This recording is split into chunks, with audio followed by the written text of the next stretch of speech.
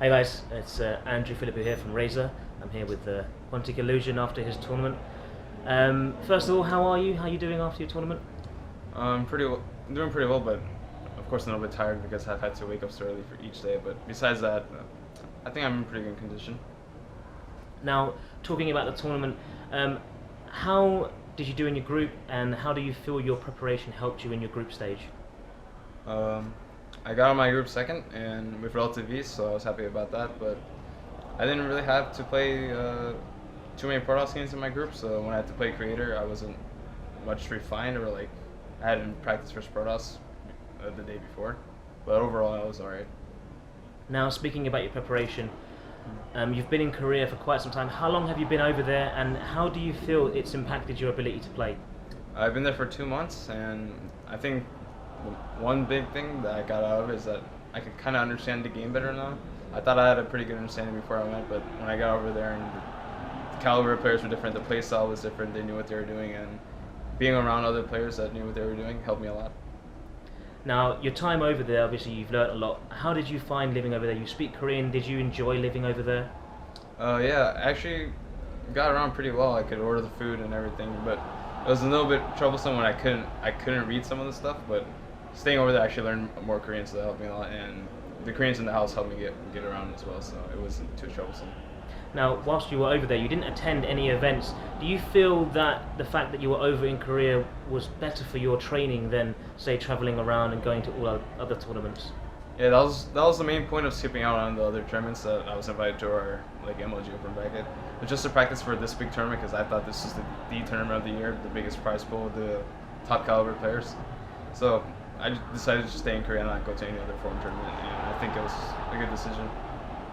Great. Now, coming back to BWC, how have you found the event in general? I know obviously you might be a bit upset about your loss, but how has the venue impressed you compared to other tournaments you've been to? It's not too much the venue that's impressed me, it's more of how the crew has been dealing with the players. Like, the computers are always set up perfectly. There's almost no problems getting whatever you need on the computer done. And the food's always there, there's always water, and they just take care of the players really well. Now, would you like to see other tournaments move towards the format that Blizzard has done, where they really look after players and have a smaller pool of players? Or do you think having the opportunity for new players to come up into the scene is important? Or how do you feel about that? I think there should always be two categories, like MLG Open Bracket and invite tournaments like Red Bull Invite. But I think the invite tournaments should do what Blizzard's doing. I know Red Bull does just as good as Blizzard in terms of taking care of players, but I know other invite tournaments aren't as good. And for open bracket type of tournaments, you can't expect them to treat all the players the best because there's so many people, so there's not too much high expectation in that type of tournament. Well, going into the future now, what's next for you after this? Do you have any plans? Are you going to any more tournaments?